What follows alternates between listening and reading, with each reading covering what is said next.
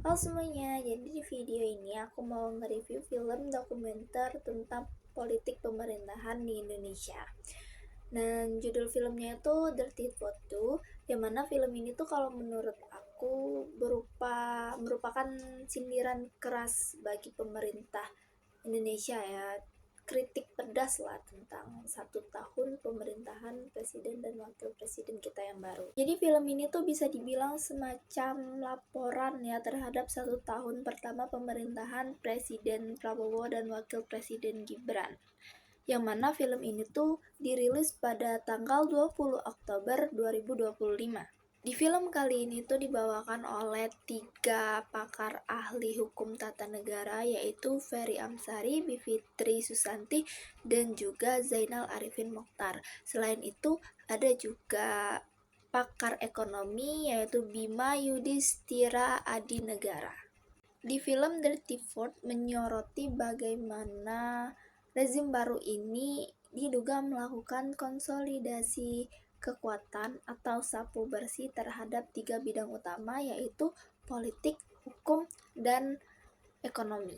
Pada bidang politik, mereka menyoroti bagaimana pemerintahan mendapatkan dukungan dan menghapus oposisi.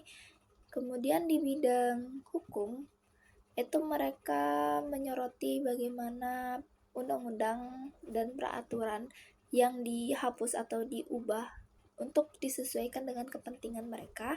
Lalu di bidang ekonomi itu menyoroti bagaimana kelompok oligarki atau segelintir ya atau kelompok orang-orang yang memiliki kekuasaan itu mendapatkan keuntungan besar dari kebijakan pemerintah ini.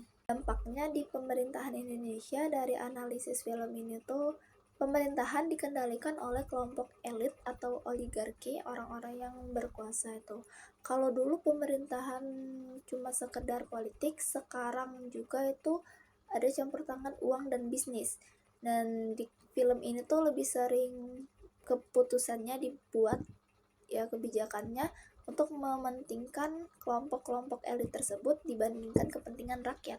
Kemudian lembaga negara menjadi alat dalam tanda kutip kekuasaan. Nah ini tuh film ini mengkritik tentang lembaga negara yang seharusnya bersikap netral. Ini diduga malah menjadi tameng atau alat untuk mempertahankan politik kepentingan atau kepentingan politik dari para penguasa. Lalu demokrasi kita sedang sakit dalam tanda kutip ya. Pesan dari film ini tuh adalah sistem demokrasi di Indonesia sedang dalam bahaya, yang mana mereka mengklaim praktik-praktik yang digunakan itu struktur yang bertujuan untuk memuluskan jalannya kekuasaan dengan mengabaikan prinsip keadilan dan fair play. Tujuan utama dari film ini tuh adalah untuk mengajak kita para penonton agar tidak bersikap apatis. Yang mana sebagai warga negara kita juga harus melek terhadap pemerintahan dan ikut mengawasi jalannya pemerintahan. Dan ini juga tugas atau hak kita sebagai warga negara untuk ikut mengawasi pemerintah.